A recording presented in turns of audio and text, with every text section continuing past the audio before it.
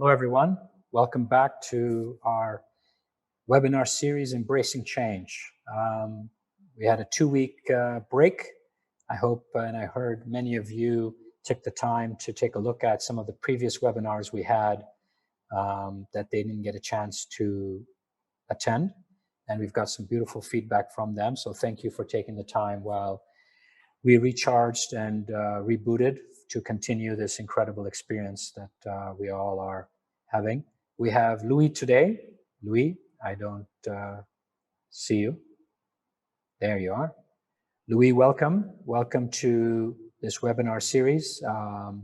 Louis is based in Brussels, Belgium, where I grew up. So he's enjoying working from home as of yesterday, as of Monday, I understand. They have a nighttime quarantine, but also a mandatory from home working experience. So today, Louis is going to share with us, as we all know, there's lots of challenges going on thanks to COVID in terms of economics, but at the same time, lots of opportunities, especially for the families that are flushed with cash and, to consider mergers and acquisitions. But today we'll take some time to discuss and review what are the common denominators for success and failure in the M&A space, and then we'll go into more detail. But let's start with that. What are the key areas to focus on, look out for, especially avoiding assumptions, presumptions, and things like that. So Louis, welcome. Thank you for taking the time today to be with us. And please.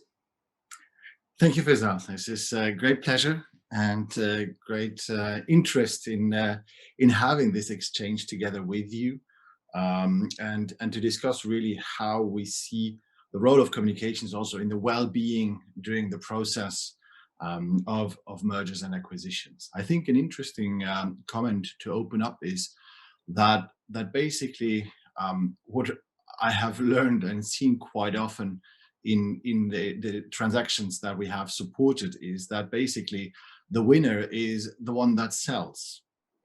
Okay, and that is as in most or as in some? Well, it depends on the perspective on where you are. It really depends on where you position yourself. Okay. But if you have built up something that somebody else actually really wants, okay, well, then you can be proud of that. Then you have established something that you have given the right energy, that you have given the right flux, the qualitative people, so that you can be proud of that. And actually selling off is fine. It's like a piece of art where you say, okay, I bought it, I liked it, and it has taken value, and now is the time to sell it off. And I think that is what you can do in terms of business as well. So the seller perspective, we shouldn't neglect it, and it is also something that is part of the mental state when you go into a transaction as a buyer, is that you be cautious about the pride and the honor that people have who sell the business. Because when you say, wow, we have a lot of cash and we're just going to buy those guys, do you really think the guys are enjoying being treated that way? So what you want to be is to feel the recognition of what is strong, what you have done, what you have delivered. And very often we know that these are competing companies, or they know each other because they're in the same sector. So bringing in this attitude of pride, we are proud to get you on board. We are proud that with the cash that we have, we can ensure that there is continuity of the business. I think that is a good mental mindset to start off the conversation.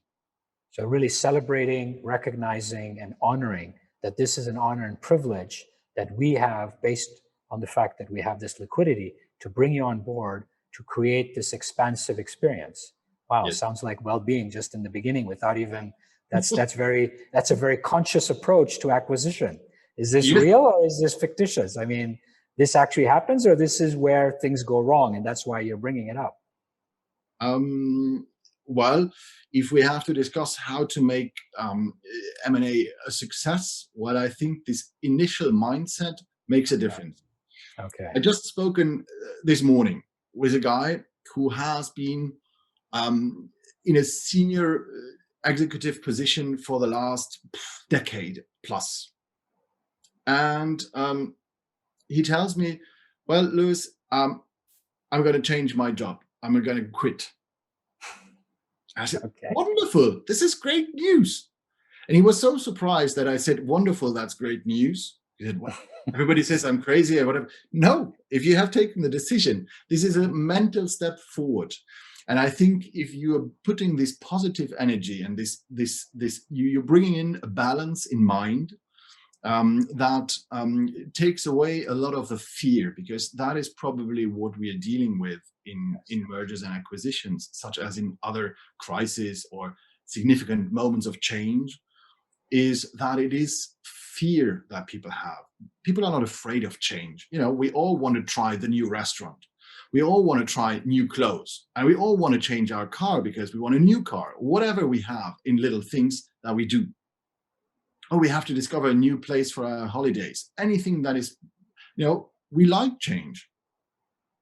And at the same time, if there is this interest in change, we have to make sure that we want to balance. We don't want to go too risky. So what people always have, or what we have to deal with in a merger and acquisition, is the fear of losing something. So, but what if that restaurant is not good enough? What if they don't serve whatever drink or wine or food or cultural respect that they want to have in the restaurant, which you are used to? So it's this fear of the unknown, and that is that you have to address, and that is this balance that we would like to discuss. So is that a hope, or is that reality? Well, I'm trying to make it as real as I can in what I do and what we do with our team. So I do this. I have done, in my life, something like 70 plus transactions that I supported from a communications perspective. So hopefully at least one I did things right. So I assume you weren't part of the LGT ABN AMRO private bank acquisition in Asia and Middle East. It was a little different, I think, the experience. But anyways, we won't go specific. So now that now this is from a buyer side, making sure that the buyer is giving the honor and respect, so that, because it could be the founder, it could be whatever generation creating it, or maybe it's multiple founders that have a vested interest. It's their baby, right? So if you've created the honor and respect, then what? What happens then? Well, I start with the seller side. Supported a family, mid-sized family business, second generation. They have been struggling around. They didn't really find the right way to transmit, and then the eldest was supposed to take over. But okay, usual family business succession. and they had tried, but seriously, so good people. And then at some stage they came to the conclusion that they had to sell the business. And the second generation, the eldest who was to take that decision, we discussed, and I said, well, your responsibility is to be an entrepreneur. Your responsibility is to make sure that there is a wealth, and that the wealth is preserved for your family. That's your responsibility. It could be that is with the business that your parents have grown up. But if you are not able to get the alignment among you 5 people, right, in a way that this business can be sustained, well, you are actually destroying value. And if you are spending most of your time in discussing, getting lawyers in, getting consultants in who help you get evaluation, help you finding complicated resolutions, well, then you're much better off spending your time in growing a business, putting this money somewhere in an investment that makes you guys happy. And maybe if that is a split and everybody gets his own responsibility, fine. But your responsibility as a family or as an entrepreneurial family is to build and protect value, not to spend time on stealing it around. So that is if you're on the seller side. And if you're on the buyer side, I think family businesses have as much variety as human beings. So having a common denominator as family businesses, because they are all in different industries, they are all in different generations, they are all built around different individuals and different geographies, so different cultures. So it is very difficult to just generalize and say, okay, as a family business, this is how you have to do this. Nevertheless, getting the key people at the beginning around a topic, around the project, and getting their buy-in and taking the time for that buy-in is critical. We know that in M&A, it is usually happening under time pressure because you have to do your due diligence. Maybe we can go through the little process. I don't know how much audience knows about the process, but basically, yeah. Go ahead, just give the basics. I mean, there's some who have already done exits and some who've participated, but maybe there's some who have not experienced it. So go ahead. We can make it very high level, just as a frame to make sure we have everybody on board. So basically, from the idea, you go through due diligence. So due diligence is basically looking at what is the business value, what is it you're buying, and you're developing a strategy of what could happen. Then you go with the negotiation, and then you have the integration. Okay. To make it very simple, high level.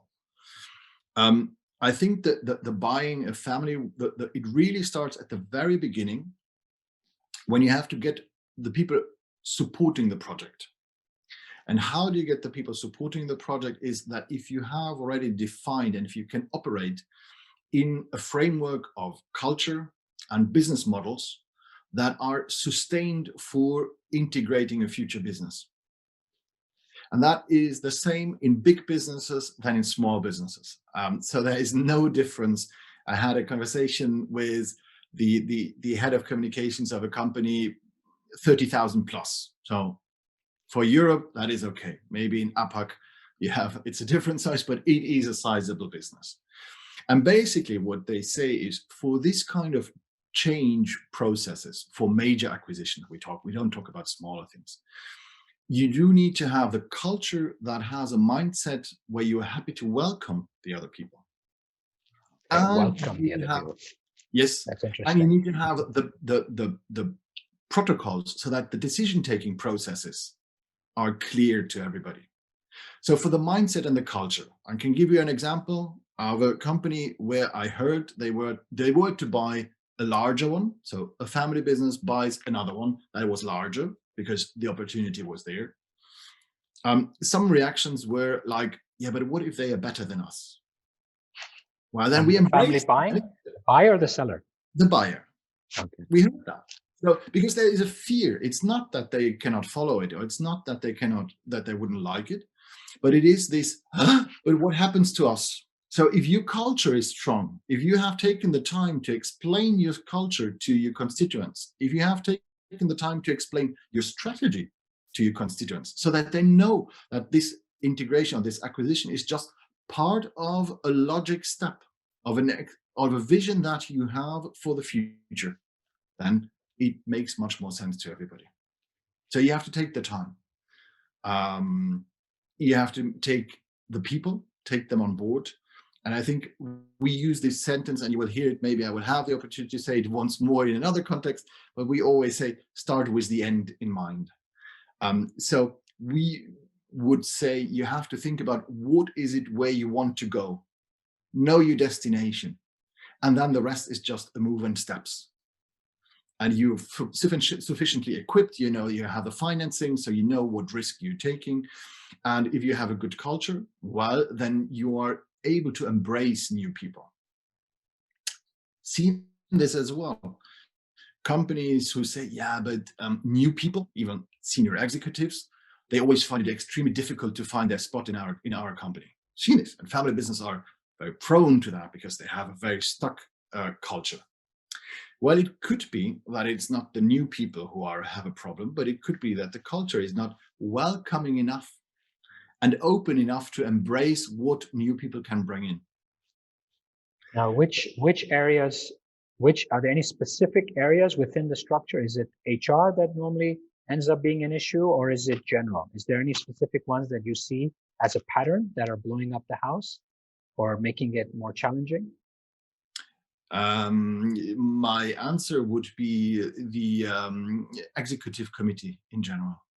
Okay, so the top, the very top. Yeah, the top people, because the culture, it always comes from the top.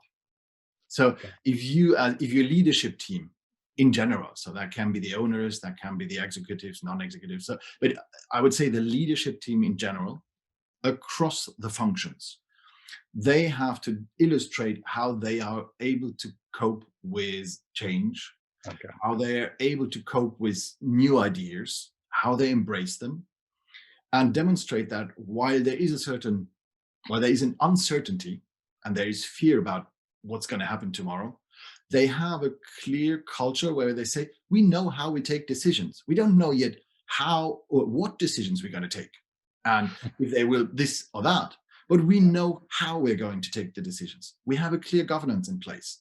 Just take two cultures. You may have an organization that is traditionally family business, very centralistically decision from headquarters, and maybe there is a group of family members who take decisions. And you may have something that you acquire which is regionally organized, where local power is with local managers, because they know best on the ground. Okay, yeah, I've heard this.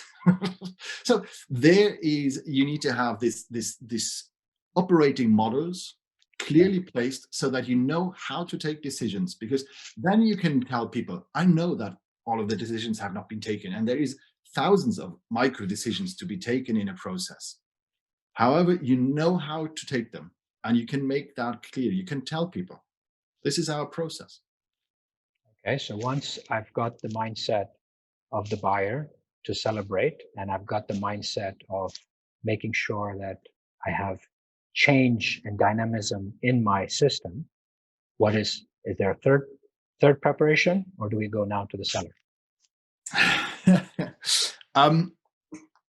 I think I would go for the time. In terms of preparation, is what is your time span? We usually hear that integration has to be as fast as possible. So don't waste time. Yes, because leaving up time and the speed by which you tell the story opens the space for uncertainty, for questions, and but if we do this, we should do that. So the faster you can go ahead, the easier it is to just push for decisions. What we see very often in organizations is, so you have plans, you have your budgets, you have your investments, you want to increase, what you usually do. And what happens when there is mergers and acquisitions is that your senior management is focused on the deal. So they can't get involved into day-to-day management. So decisions are not taken anymore. Do we still want to hire that person? Yes or no? No, but we don't know, because if we hire him or her, then we don't know what we're going to do with her and the position, because it could be that in the future this is what happens. Do we buy the new machine? Well, not sure, because we need the money, and we don't know if we are buying this, we will have additional capacity. So it's not sure that we do need to make the investment. So this is an illustration of what happens when you make the announcement. So giving it and having a clear idea on time, so that decisions that you need to take and that need to be taken fast can be taken fast. And then if you have to think about the people, give it the time, because there is a pride as well for both sides. There is the adaptation. About and you know that best, the culture and how we recover from a shock. So what is reasonable, what is unreasonable in terms of time? Give us an idea, right? Otherwise, what does it mean? So the tradition would say that from integration, the integration, so when the deal is closed, integration should happen in the first 3 months, 100 days. Go for it. Push for it. That's excellent. Then give it a year, maybe 18 months for all of the little operating decisions and things to happen on the ground. Depends on the size of the deal, of course, and how many people are involved, how many plants are involved, how many countries are involved. So I think that is definitely 12 to 18 months. Okay, but the 3 months is the critical, right? The integration is the critical piece. That goes well. The rest is kind of dotting the T's, dotting the I's and crossing the T's, I'm assuming. Or can it get complicated in the 12 months after? Do you run marathon? No. I love my knees. Good. So the marathon or a match, a football match, or any kind of sports, yes, if you are well prepared, if you are starting well, you have increased chances to get till the end of your match or to the end of the 44 kilometers. If you have problems at the beginning, it is very difficult to get till the end. It's the same thing. Okay, but you still have to have perseverance and resilience, right? Yes. And consistency, otherwise you'll never make it. Okay. Yes. And you need to prepare, I think, also for sufficient resources. When we see this very often, the planning is happening on, okay, how much do we need to spend to buy? What do we have to put on the table? It's like when you buy, I don't have it because I'm coming from a country where there is a harbor but no coast, but I don't have a yacht. You know how much you have to spend for your yacht when you buy it, but you don't know how much it costs every year. Well, you roughly know it costs you 10%. Yeah? For maintenance, for fuel, for team, stewards, whatever there is, licenses, harbor costs. And it's the same for integration. Think about a sufficient amount of money and resources, people, skills, and money that you can put down to make this integration successful. And where do you see the failures that happen? Is it more in the first 100 days or is it more in the 12 months? Is there a pattern or not really?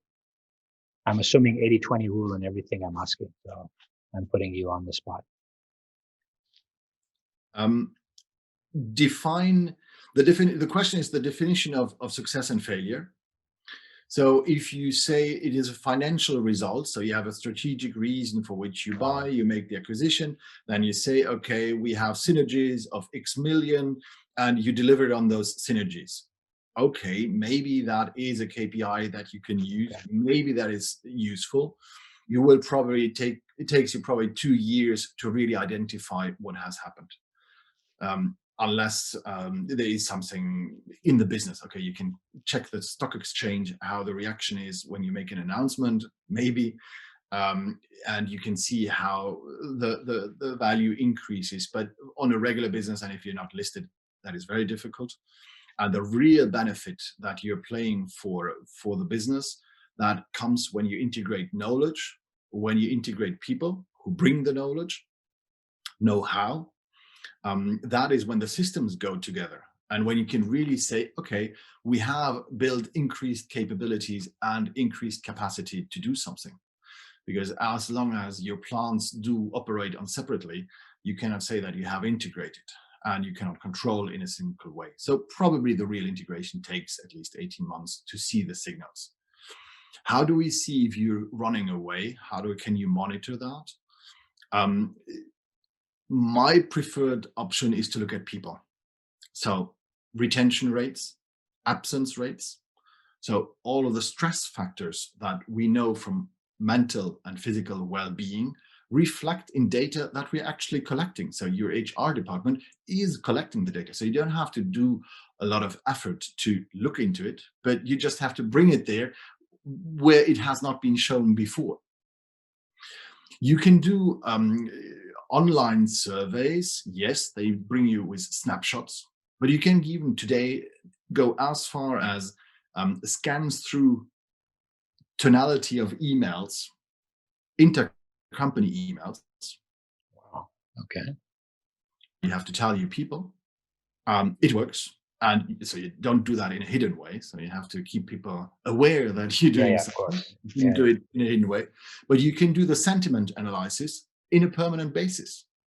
And if you aggregate the data, you can even build clusters or say, okay, in that group or in that department or in that country, and you can see how things work and what is the intensity or the negativity. So you have really tools today that allow you to monitor that in a permanent basis. You can also run what we call internal network analysis. So who talks to whom? I guess you have seen this before. So you really see kind of a spider net of people. What are the circles, and how do people who come in integrate with the existing infrastructure? So that is today, fortunately, the tools are quite numerous and not necessarily requiring a lot of effort to do. It all has to be done, but it's not impossible to do, and anybody in a leadership team can monitor that. And I think that is definitely something that you can do. But I mean, you look at, the data, right? Thomson, Watson data of 55% of people are not engaged at work. Now, does that number get, dramatically worse when there's an M&A and there's fear and there's lack of the unknown and there's all of those elements? Because 55 is already bad. I mean, how much worse can it get? And this is global number, huh? This is not a... Yeah, well, Gallup does the engagement surveys. So yes, absolutely. I would say go a step back, is create a culture in which you're able to keep your people and motivate your people. So if you have a cultural problem that is probably already existing, and if you put on a second layer or try to integrate something in a sick body, it doesn't work. Yeah. We find it very interesting when we see press releases about transactions. They usually are very long on the financial terms, cost of the shares, and how much they're putting up, and what are the guarantees, and whatever. Do they talk about people? No. Maybe because the target has X thousand employees. Maybe, not necessarily. They will say how many factories there are, or whatever there is, sites, or in which countries they are. And then we always see this wonderful, yeah, but our cultures work together, and we have combining cultures. This is a classic. It's a classic in communications. Who has conducted a cultural survey before? Nobody. You do that afterwards, because that is not something you need to do. So I recommend you try to do something during your due diligence. Yeah. You do a cultural scan, and you don't necessarily just do a cultural scan on the other side, on your target. You do a cultural scan on your own side, so that you know yourself better and where your weaknesses are, where your challenges are, so that you can prepare yourself for better integration. It's complex. I remember HSBC buying out the French bank to have presence in France, and it was one level of experience for HSBC when they went in. Right? Yes. It was a great transaction from a financial perspective, but from an execution perspective, I don't know if they've had a more painful experience in any other country. Yes. So that's what you're referring to, right? That economically, synergistically, market share wise, all of that, fantastic. Yeah. But execution wise, people wise, a complete different experience. That is something, yes, that is something that we see on a regular basis, and a question that we have conducted as an online survey and regularly. People say the number one reason for doing a transaction must be economic, rational, strategic. And we know how much rational, strategic that can be. Okay. And the number one reason for failure is always, number one reason for failure is people, clashing cultures, clashing CEOs. So while we spend a lot of money asking the big consultancies to conduct financial due diligence, conduct environmental due diligence, conduct legal due diligence, the actual factor to make it work are people. And that is usually not really dedicated during the due diligence and the preparation phase. And I think it's amazing. You just mentioned one case. We've seen this here in Belgium, two private banks who merge. They merged 5 years ago. Wow. And when you talk to the people, They're still struggling because the two cultures were so different.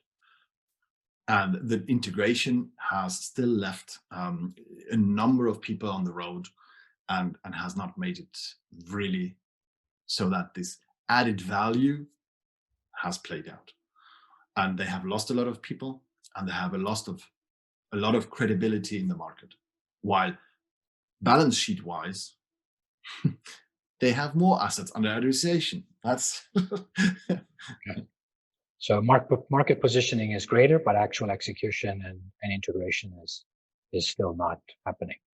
Well, look at it at the value that you create. When we're now looking at really objective ways, how do you measure the value that you can create beyond just the balance sheet and the assets you have under administration? There is something called goodwill, which even has a line in a balance sheet. So when you're buying a bank or you're buying any asset, yes, you're buying physical assets that have a material value, fine. But you're also buying an immaterial asset, an immaterial value, which is a rule of thumb. Is that a company that has a reputation? Do they have a good reputation? Do they have a bad reputation? Are they a good stakeholder? Are they playing well? So it has an impact. It has a value. And brand has an equity, a brand value. Just published, what was it, 4 weeks ago or something in the US, the value of the biggest brands. And they are multiples in I think something like 200 million or something like that for Apple, billion, so 200 billion, the brand equity. So it's worth spending time on that. So, okay, so now so we've talked about the preparation side and what could be some of the failures. Now you talked about well-being in part of the conversation, right? So now culture is there, being dynamic, being able to embrace change, but what does that really mean? Like on a tangible level, what does that mean? What are these companies who are successful doing that maybe others haven't thought about?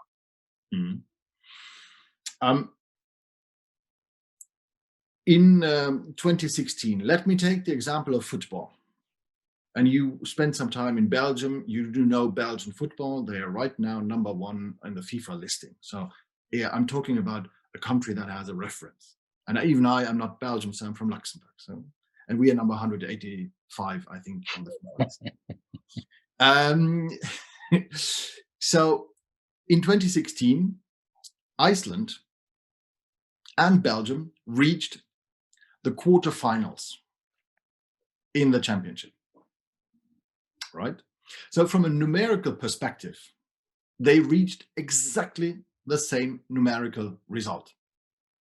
And both were eliminated in that quarterfinal. The reaction in Iceland is they are heroes because nobody even ever thought that the Icelandic football team could reach the quarterfinals. In Belgium, it was a disaster because everybody expected them to become number 1 and win the championship. So everybody was disappointed that they were eliminated at the quarterfinals. So you see the difficulty of the mindset and the well-being versus the financial result or the numerical performance. Numerically, it's an equal performance. So we call that, and the other is loser. We call that state of being, where if you show up without imposition, without expectation, and without judgment, right, then you're able to embrace whatever comes your way. But in this case, because of the expectation, you had a response that was so negative from the Belgian perspective, right? And as a result, the judgment was given. Okay. Yes. All right. So that is how so that's the framework in which I would say the well-being operates. So specifically, how can you go about it? I go for all of the HR indicators that I mentioned: retention rate, people who move away, people who stay, absence, all of those indicators that allow you to measure the physical and mental well-being of your employees. And in an ideal way, as a leader and as a family owner, you go as much as you can on the shop floor, into the offices, and you shake hands and talk to people. Human connection. Human connection. So, as you know, Sam, I'm on the board of a family business on my side. One of the great privileges and chances I have is that people are very keen to come to complain and explain everything that doesn't work. That's what they usually do, to tell you. Okay, either they make compliments and they say everything is wonderful, but if you scratch a little bit, it is easy that people open up to tell you what's not working. And because you are, as a family member, somebody who supports people, you know the people you have been around for generations, so you know where people come from. And even in larger businesses, there is this opportunity, and people will complain to you because they have the hope that telling the family is much better than all of the rest of the businesses and the management. At least the family, they must know. So, and maybe you have one or the other individual in a family business that can play that role, and regardless the governance or the official positioning. But there are people who tend to be that trusted person who can walk around and who know everything. And those people can play a role because they sense the nervosity, the stress in the organization. So use those people. Okay. So this is, again, a family business. Now, if it's not a family business, then who should be doing that exercise? Board members do the same. Okay. Okay. So board members, not the top management. Okay. Well, top management has to be visible. I believe that such a deal needs a face, because people, if you go in the hierarchy of communications, CEOs are probably the most untrusted people in an organization. Okay. Why that? Because their communications has been polished till the end by a great communications department. So you take away, as a communicator, you take away the authenticity of your CEO. The heart and soul. Okay. Yes, because there are great CEOs who go beyond that and who do not. Okay, don't get me wrong, but very often CEOs are so afraid because they have 10 lawyers behind them, because if they say something, if they make any forecast on saying this is going to happen, well, we know that there are countries where the legal constraints on making any projections can be turned against you. If you say anything wrong, the unions will go against you. So it is extremely sensitive on what you can say and what you cannot say. So senior leaders are very often in very stressed situations, so that they cannot really just talk in an easy way. So that's why this role, or allocating this role of a trusted listener, can be played by people who are not on the spot fire, because nobody will turn against them, or not as quickly as possible, if you prepare them well for that role. So are there, go ahead, sorry. Go ahead. Are there any specific countries that are more successful in the M&A space than others? Or is it really culture, as in within the company culture? Do you see a pattern? That would be an interesting piece of research, Feisal. I have no idea if there is a better integration in certain countries. What we know at the country level is the spirit of entrepreneurship. So if there is more entrepreneurs in certain countries than in others. And that is not necessarily due to the legal environment, that is not due to the authorities or financial support. That is because there is a culture in which you can be a successful entrepreneur. Not also bankruptcy law. Some countries are losing out because their bankruptcy laws are not very, very congruent to entrepreneurship and failing. Yes. So there is an entrepreneurship survey that really looks into this, and you can see year after year consistently, it is the cultural aspect that make more entrepreneurs than others. Now, from an M&A perspective, probably very difficult to make clusters on geographical basis. Probably it is easier to see what is the plan of the integration and think about the model of integration, because not every transaction is the same. So you can have transactions of what we call these mergers of equals. So at least where company A and company B go together and create a new big company C. You can have, and then it's a very different dynamic because you're creating a new identity. Okay. You can have a situation where you have company A acquiring company B, and company disappears and company A becomes bigger. Okay. So when you create a new entity, how is that different? You're saying it's different. Why is that different? There's still one dominating force, I'm sure, even in any merger, or not? Or is that an assumption I'm making? We have worked with a company there. They bought a larger one. So mid-sized company, they acquired something bigger than they were. And by doing that, they became number one in that space. So basically, it was getting together of number 3 and number 4, something like that, and together they were becoming the new number one. And there, the acquiring party, the buyer, made very clear at the beginning that they keep the brand of the buyer, and that the culture that goes behind it, the operating models, will all be defined newly. That senior positions will be recruited and designated by a third-party authority. So having a headhunter, an assessment, quality assessment, so that anybody from left or right could apply for the job. So that a senior position was not already predestinated by somebody, was not already given to somebody from that company. Where was the buyer from? Which country? That sounds a bit, that doesn't sound... The buyer was French. Okay, interesting. Wow, amazing. That's chapeau, really chapeau. Yeah, absolutely. So you see, so they really made clear, they said, even for the executive committee, they said, we will take the best that we can and anybody can apply, and we create a new culture. It is the new company A that we will build.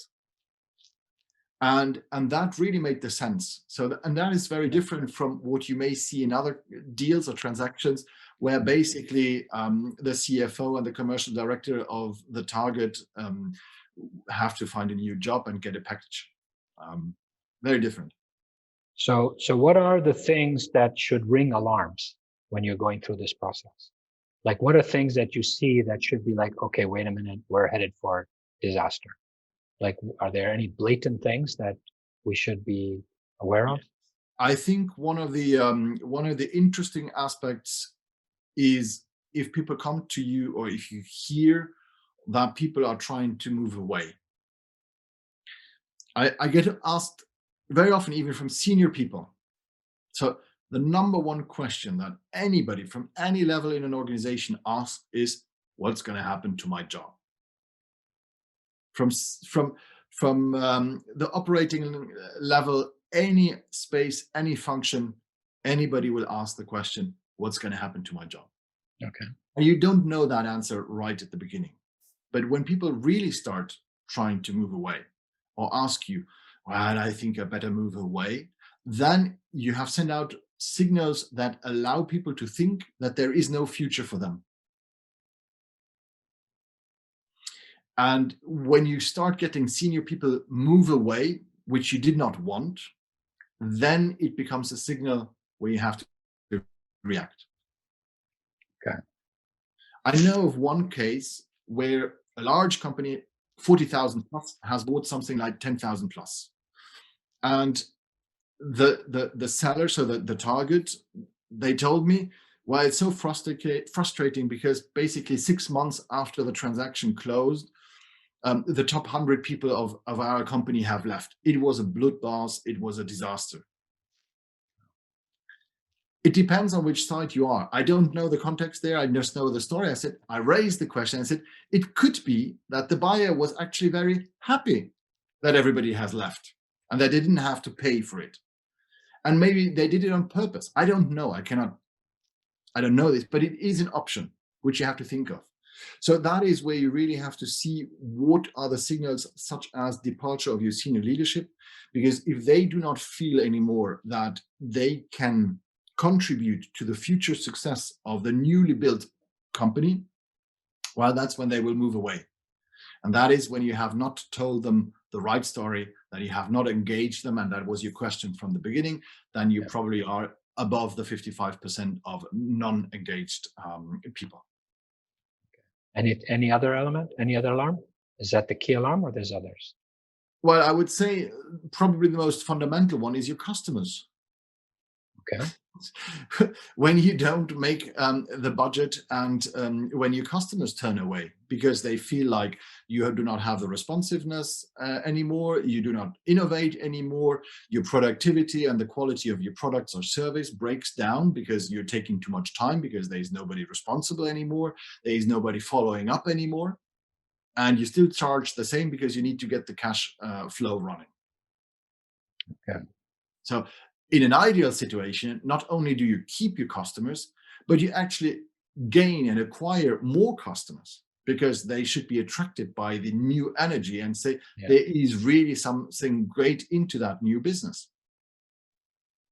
So I would say that is probably the key indicator, is the financial performance and how much you spend on that and how much you really get into it. Okay. And maybe you can go for items such as the time that your teams spend in meetings, if you do measure that. Because organizations that are getting off track will spend a lot of time on discussing on how to do and what to do and who is in charge. And we have to have a meeting on this, we have to have a meeting on that, and we create a committee that has to look into this, this kind of getting very bureaucratic so that everybody keeps themselves busy. But actually, your business is not brought forward. So my advice there is, or what we see, successful companies, they have a clear project manager who is in charge of making sure that the different workflows, IT, HR, finance, accounting, do integrate. Somebody who reports on a really clear basis, regular basis, on progress and on difficulties. And a very clear monitoring system at senior leadership, so board level, family level, to see, okay, how are we doing? So these first 100 days, which I mentioned earlier, is something where you really have to follow through on a regular basis, and you can say, tick off, done, done, done. Or still open, need more resources, need more reflection, we couldn't decide. Because that is the way how you can monitor it, and that is where you see where things go wrong. And most of the organizations don't monitor properly.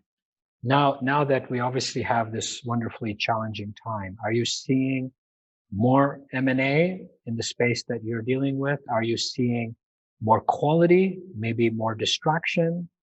What are you seeing? Like what is the environment like right now? I'm not talking about the big numbers. I'm talking about, from your lens.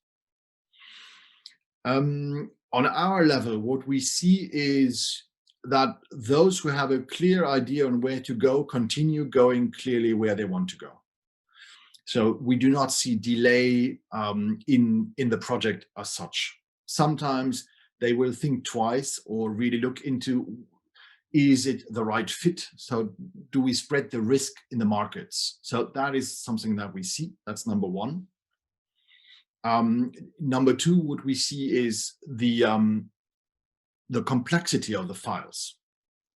So while you would usually say you can buy something and then you integrate and there maybe is some synergies or something that you have to get rid of, Now we see that the files become much more complex. That way you say, okay, we acquire, but actually we sublet that part, we joint venture on this one, we will increase capacity here. So the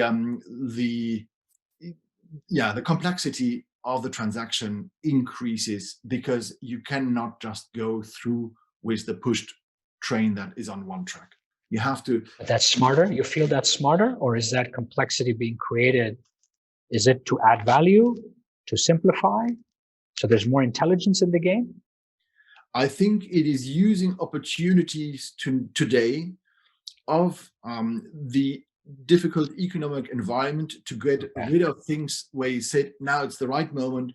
And if we go for the transaction, we integrate this reorganization, structuring, closing, shutdown, because it's just part of the package, because we cannot go on with what we did and integrate and do something. So it's probably in the sense of creating better value, because you take bolder decisions to also attack your own acquis, whatever, how do you say that in French? The acquired statu quo, and you allow yourself to even question your own capabilities and talent. So any specific industries, any specific areas that you see more activity at this moment in time? I mean, obviously hospitality is going through a nightmare, and so is the airline industry, but do you see any specific activity in those areas or others? Or it's just quiet? Well, hospitality, I don't know if, they are probably going through very different challenges today. Probably if you are a boutique shop in hospitality, say high level, a couple of services, houses, hotels, so that you are sitting on a good resource of cash, it may now be the opportunity to acquire one or the other aspect, because it is a good moment to acquire the portfolio, under the assumption that you have time and money to wait for it to recover. So as a long-term perspective. So I wouldn't necessarily go for the segments, the industry segments. I would go for those who have really a vision for the long run, where they say, okay, we take the responsibility today to acquire. We know that it will take at least 2-3 years to build up and to value. Yeah. And with that decision, we are growing something in the long run. And it takes a good sense of confidence in a positive future. But do you feel now with the government's challenge the way they are in terms of manpower, etc., is our approval slowed down? Are things at a halt, or is the paperwork still moving? What I see is that administrations keep working. Okay. I have seen a lot of things that keep working differently, but that keep working. And for what I can see, most of the environment has digitalized very simply. Zoom, Teams, whatever, has really become a very clear part of the conversation everywhere. Everybody does it. Yeah, I want to ask everybody, I mean, I can see the names. Obviously, you guys can't. That there's people who've exited their businesses. There's people who are in limbo right now, deciding what to do with their businesses.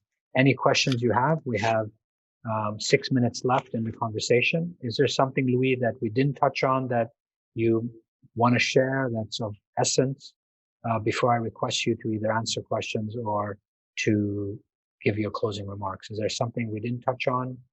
Something that's burning inside, even if it's out of this context? It's fine, you know?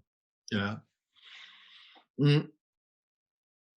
Happy to go for the questions and give a few ending words. I think the real critical thing in M&A is that you do need the right people and the people on board.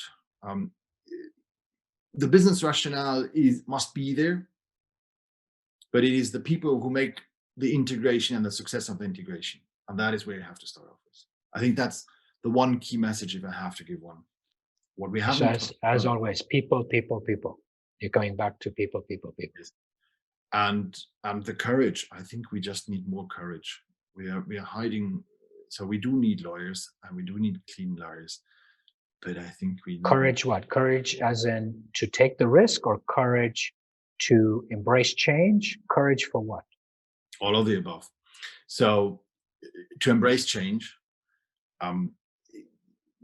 When we have to go through change, my suggestion to my kids is always, okay, where did the sun rise yesterday? In the east.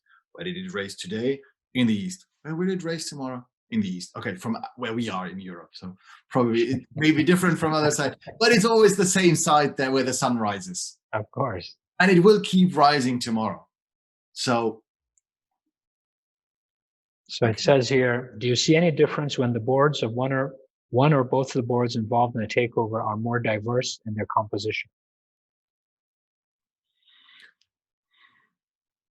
Diversity of the boards help because they do reflect the organizational's cultural propensity to integrate. Okay, that was a difficult sentence, but basically what I would want to say is that the more people are culturally open, then they have a more diverse board, and therefore they are much more willing and able to accept and meet with people and learn with people from people who are other than themselves. It's this fear of what if the others are better than us? It is this fear of the unknown. When you have a broader cultural diversity, you bring much more cultural understanding to the table. And in an ideal world, but most of the organizations, if the board is diverse, while the rest of the leadership and the rest of the organization has this cultural attitude towards welcoming newcomers. So yes, I think diversity in the board has. Do I have an evidence for it? I would have to write a paper on that, but happy to do that. But yes. What about gender diversity? I'm surrounded mainly by women. Are you seeing that there's more balance when there are more women on the boards? Is that changing? Is that making a difference? I have done really great projects with women CEOs. We had a situation in one of the cases where the leadership team, only part of the leadership team was aware that the transaction would happen. And the rest of the leadership team found out in Reuters, Bloomberg, on the newswire. Okay. Wow. Was the CEO, CFO, and commercial director were aware, and the rest of the team was not aware. There we spent the first 3 weeks in order to help the CEO, a female CEO, to rebuild the trust around the table. And probably because she was a woman, she had a different approach in building that trust with those people, because the rest of the team was, let's say 40% female, 60% male.